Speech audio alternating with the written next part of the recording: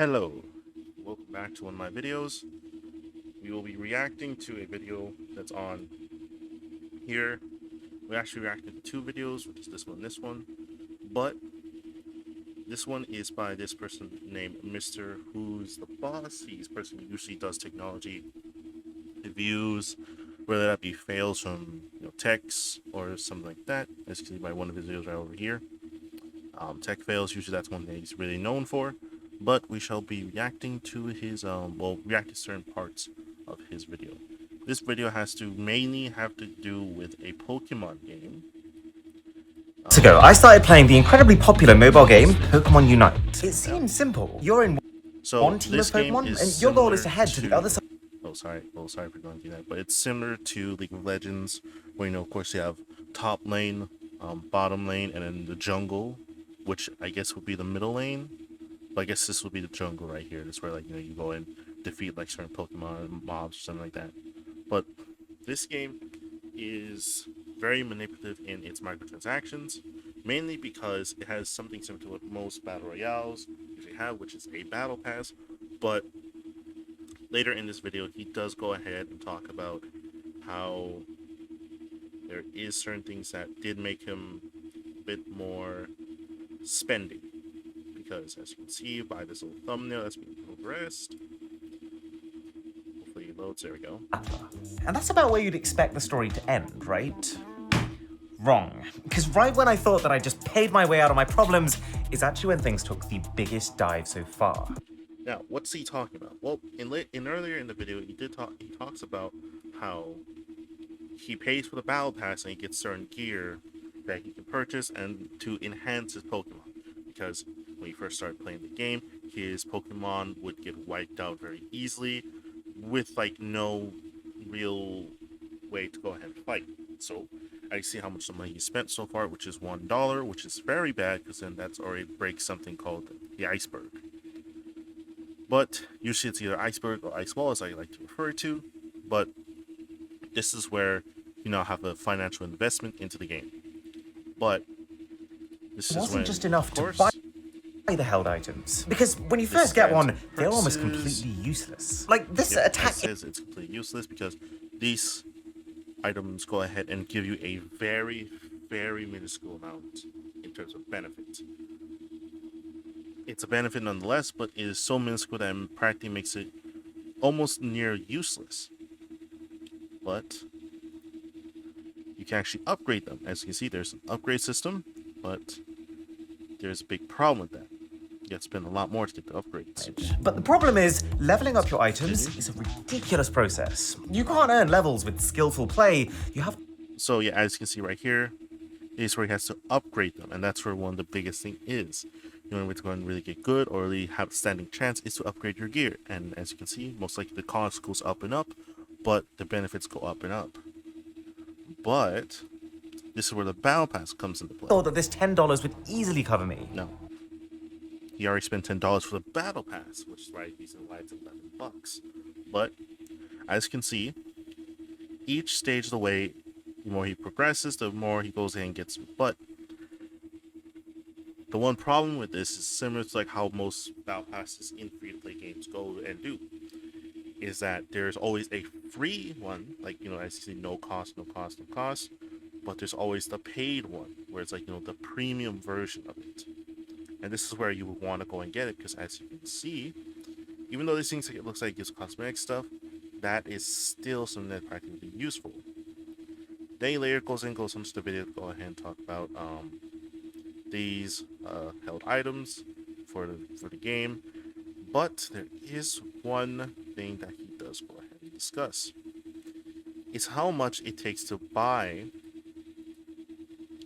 this thing. So, as you said, that 150 days, reason why that is a problem is that the grind set that you have to do just if you want to go completely free is 150 days, or to go ahead and get enough to upgrade to max out those characters, or not the characters, the held items. Or you can go ahead and pay $100 US probably, for bypassing 150 days. or $760. Let's go ahead and rewind. Almost required mobile game in-app purchase. $100. 100 real money dollars. And if you wanted to max out all of your items, not just the 3 that you currently have equipped, $760. Now, as you can see, that's a very, very big amount. Like from $100 to $760. That is maddening. That you have to spend that much amount in order to go ahead and really properly even max out your characters if you want to go through the money route. But just imagine if, let's say, it was 150 days, just go ahead and just doing $100 worth of that. Imagine how much days. It's probably going to take you a whole year of constantly grinding to go ahead and even get max stats. But here's also the one thing that he does talk in the video that I want to go and talk about is the chart. Buy almost anything in the game, but it's not the only currency, because you also have EOS coins, which can buy most of the things that gems can, but you need a lot of them. Next we have tickets, which come in 3 flavors: EOS tickets, fashion tickets, and holo tickets. Fashion and holo tickets unlock new skins for your trainer and Pokemon of choice, while EOS tickets let you buy those item enhancers, as well as boost cards that increase the amount of experience points you earn. Tickets, like coins, can be earned in events and challenges, but when those run dry, you do need to buy them with gems. Are you keeping up? Because then on top of that, you have EOS energy, which is required. And this is where the whole scheme or scam of free-to-play games usually are, or in this case, mobile games. There is so much currency in the game, so much different type of currency, that you end up going to be paying like how much for just this. This can do 3 things at once. These 2 are going to be exchanged for cosmetics, but these can be used for that. Those can be used for that. This can be converted to this. This can be converted to all of this. And then this is practically going to go ahead and help with all that. And that's where the thing. The EOS energy is similar to energy that we spend in the game. How much you can actually spend time in the game. Like, let's say you're playing one of the Arrow games. You usually see an energy bar. That's what it is. That you usually have 20, and you usually spend 5 per match or something like that. That means you can only play about 4 times for that thing, for whatever timer it starts, because usually it has a timer like when it's going to add more energy to your thing. And that, my friends, is where like a lot of problems come into play. If you want to play a match and get the proper set of rewards, but it's gradually used up every time you do so. And we've even now got the limited time cake currency for the ongoing anniversary cake challenge on top of that. If you hadn't already guessed, after 2 weeks of playing this game, my head was spinning.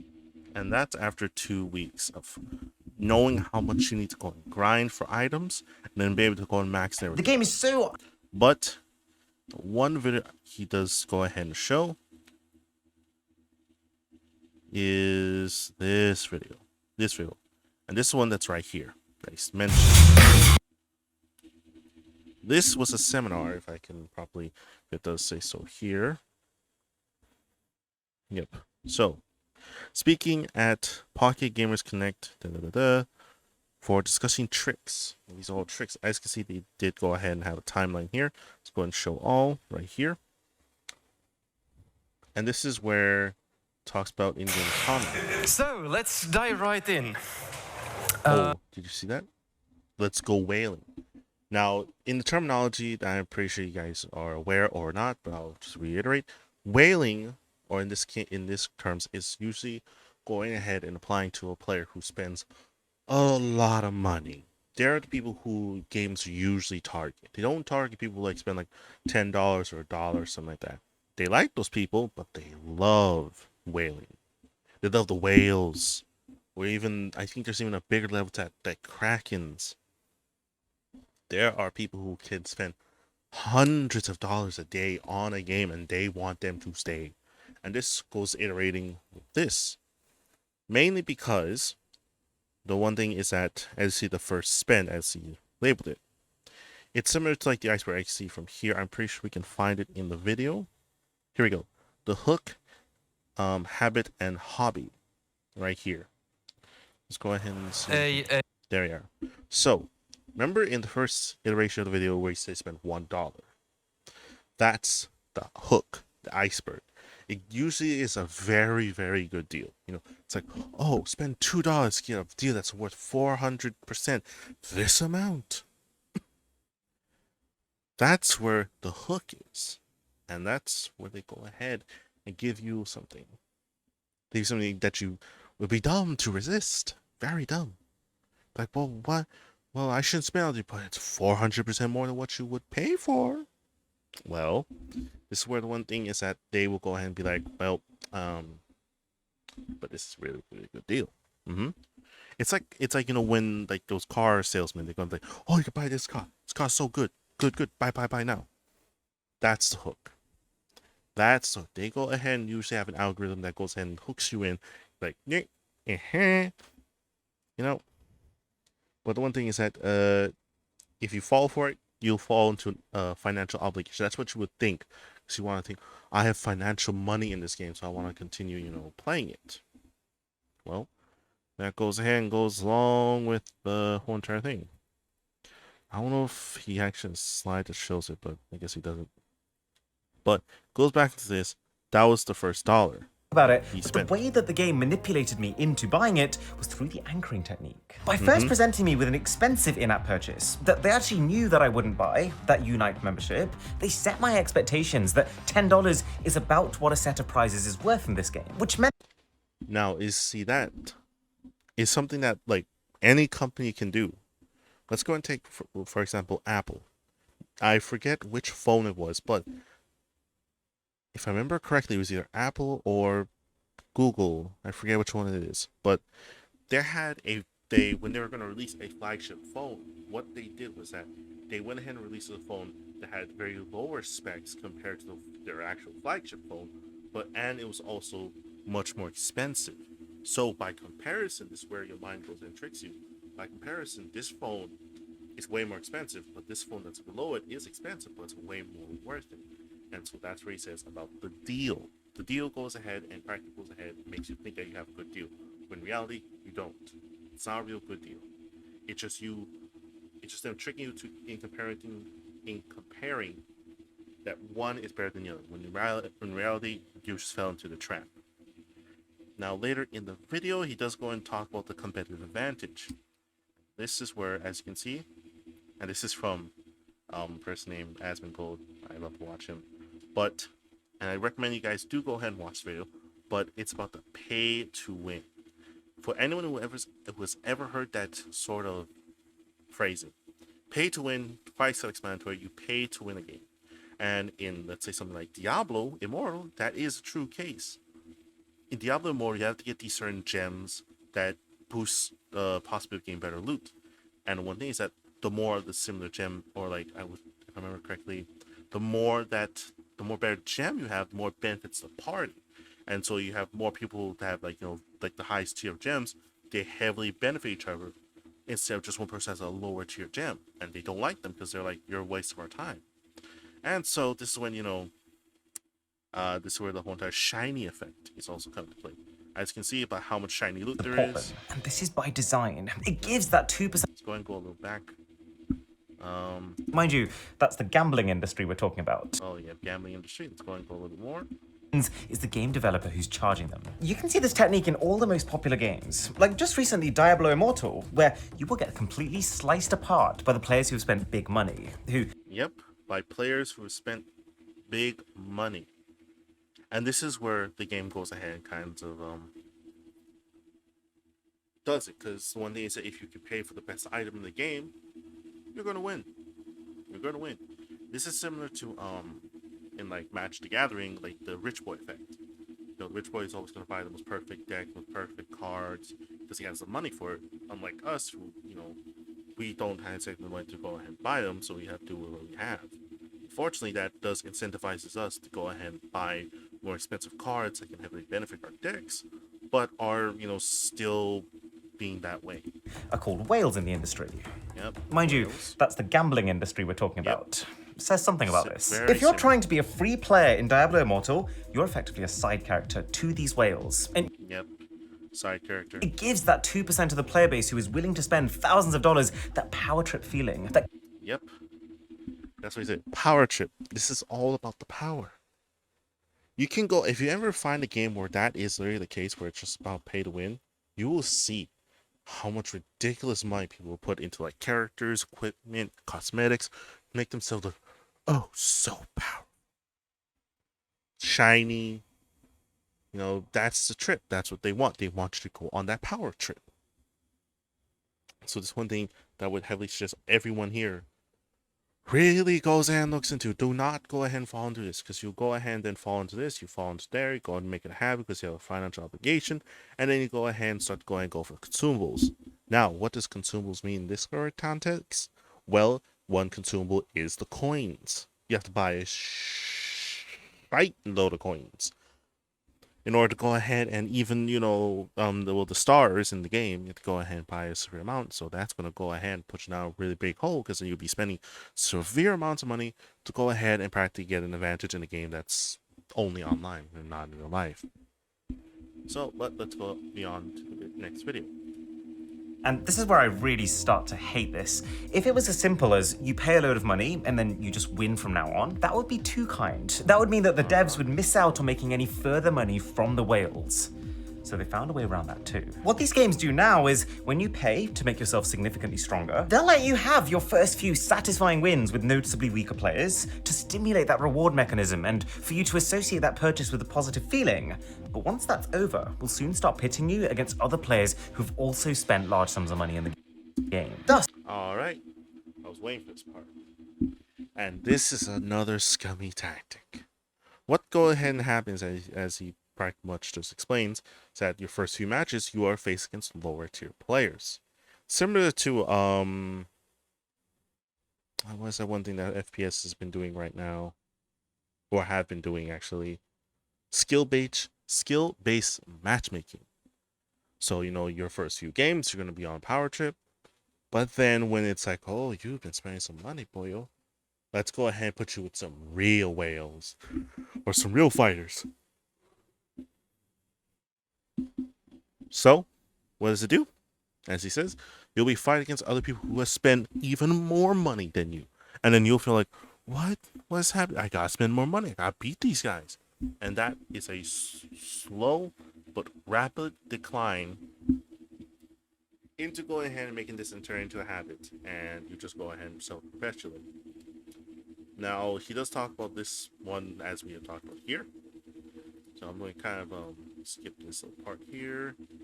Just talk about how, it is.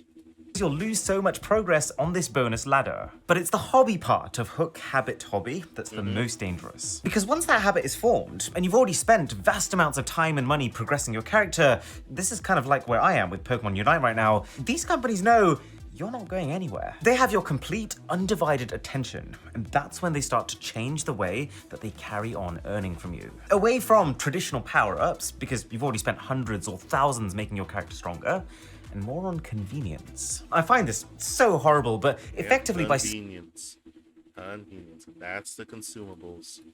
slowing down your natural progression with the sole purpose of trying to sell you ways to speed it up again, like experience point multipliers. Yep, as you can see, it goes from 950 in just 2 levels, doubles that. Just 2 levels, doubles that amount XP. Progression with the sole purpose of trying to sell you ways to speed it up again, like experience point multipliers. Making it so that I now have to pay to get that same high stimulation, fast progression feeling that I used to get when I first started playing the game for free. Not a dissimilar strategy to drug dealers, I should. Yeah, make it a habit. So you would want to go ahead and stay there for maximum amount of time. The exact same way, developers know that even if you realize quality, but because it comes in pieces and you have this effect. Now, I know I would let him go and explain, but I want to explain it as well. The IKEA effect is the reason why IKEA, is very profitable. One thing IKEA does is that it makes you build the furniture that you purchase. And now the reason why they do this is so that when you're building the furniture yourself, you are putting your investment into it. You're putting a physical investment into it. It's not like you just buy it pre-built and you're just like, well, this is something that I just bought. And also it saves them on labor costs because they don't need to go ahead and build it for you before they go ahead and ship it to you. They'll just give you the parts and you build it yourself, and they'll just give you equipment to go ahead and mostly just build it. And this is the one thing that a lot of people go ahead and just fall for. And that's the reason why IKEA will be very, very profitable. They know how to go ahead and make their market. Have to assemble it yourself, that effort that you've put in makes you value it so much more. Yep, the effort you put in, which in this case is physical effort. And in the exact same way, developers know that even if you realize that their game is not the most balanced, consumer-friendly, fair service out there, once you spent weeks building up your character and putting in the work to make them right for you, your attachment is so high that you'll be willing to go to great lengths to keep the fun alive. But then we've got the question of value. We've established at this point why someone might want to make an in-game purchase, but what is it that's moving that needle, that's pushing them to want to spend Now, this is one part that I didn't mention in my paper. extortionate but- amount, thanks to a tactic known as Yep. material. In a large Material part, it's distortion, because yep. they don't realize how much they're spending, thanks to a tactic known as material distortion. The idea of creating a layer between the in-game money that you're spending and the And that's where it is. That's where the one thing is that material distortion is practically smart as far as I know. It's practically converting something that's like real world and then converting to a different currency. Let's go ahead and put into gambling. You got your coins. Your coins or whatever to call it. And that's the distortion. You don't realize you're spending money with those coins. That's like the disconnect. You disconnect that you are using real world money to go ahead and pay for something or like gamble it away. real world value of what that's costing you. And I realized, my god, this is so real. Like, when I wanted to upgrade my items in Pokemon, I had to first buy item enhancers to do that. But then, it's not like I could just pay dollars to buy those item enhancers, I had to use EOS tickets. And then, when I wanted to buy EOS tickets, I had to use EOS gems. Or, to put it another way, I had to convert my currency 3 times to be able to actually do what I wanted with it. Yep. Converts the currency. Similar to how V-Bucks are, you really don't go ahead and realize that you were spending some real world money to go ahead and get virtual currency. This is similar to like cryptocurrency. You're converting real currency to digital currency. Money being spent, but I've also got no idea how much each purchase is actually worth anymore. Yeah, you don't really know what's really worth. You don't know if it's like worth like the actual amount of money that you have spent for it, and not to even mention that most likely you'll have leftovers. That's the one thing about like about anything in the game. You never pay for the right amount. I will go back to Fortnite. Fortnite battle passes are usually 950 V-Bucks. Now, was that worth? Well, technically that would be worth less than $8 because the only lowest purchase you can get is 1,000 V-Bucks for about $8. Most likely, I am, missing in like $1 or $2, but that is the case. You are never spending the right amount that you want. You will always have a little bit left over that you just don't want, but that's the only way to do. Not to mention the fact that you can almost never purchase the exact amount of gems you Yep. need, meaning that A, you spend more than you need to, and B, you will always have leftover gems in your wallet that can't be exchanged back for cash, which is just going to encourage you to make your next purchase by topping up just a bit more. And the cherry on top of this whole alternate cash reality is that if you look a little closer, you realize that this game doesn't have a single mention of the word purchase. They never use the word loot boxes, they're prize boxes. They never use And that's another distortion of words. The one thing is that you never go ahead and have like a straight definition. It's usually like, as I said, obtain, like, oh, obtain this or claim it as yours. But it's never like a purchase. Never really purchase. That's what now they always do. With enough right wording, you can go and trick to someone to go ahead and they're spending thousands of their dollars thinking that like that none of this is like connecting, because it's, if you can disconnect a person from registering that they're spending real world money, you can go ahead and make them spend a boatload. But that's one thing I would like to all you to go ahead and really make sure you don't fall. use the word buy, it's always obtain. Now, the one thing later in the video is the overload. Yep, right here. He does talk about the on-time reward randomization, which is similar to loot boxes, and this is one thing that, this whole entire thing. Oh god, Call of Duty. I will probably go ahead and do one video about the entire Call of Duty loot box scandal that happened with the Halloween event. that'll be for another day.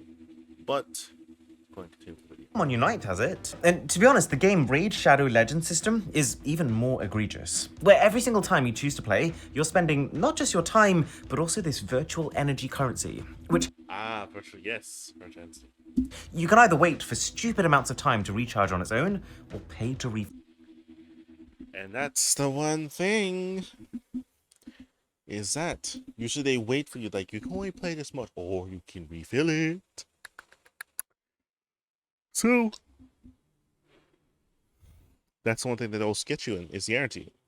They always make you kind of like just play to play. You have to be on an energy system. And that's where they also get you, because you can also pay to go ahead and fill your refill it. tank. So, just to be very clear, you have to not just pay to buy your items and level up your character and get your costumes, but Yep. also to play the game Yep. that's supposed to be free. And at the same time as feeling like you have to spend in every single direction at once, you're also given the feeling that you have to do so quickly. No joke, 90% of purchases you'll be shown in these games, they're all somehow just about to expire. Yep. It's a fake panic, I like to call it. Fake panicking. Because then you realize, oh, I only have this amount of time to go and complete the battle pass. Oh, I only have this much time to go and complete this. But in reality, they're doing this because they know that you'll go ahead and go for it. Fortnite, for example, the battle pass, it always shows how much days you have until then. Always. Like, usually it's on like the bottom left, or where it just says somewhere in the actual battle pass thing. But it does show how much time. It doesn't show precisely how much time, but it shows you the end date.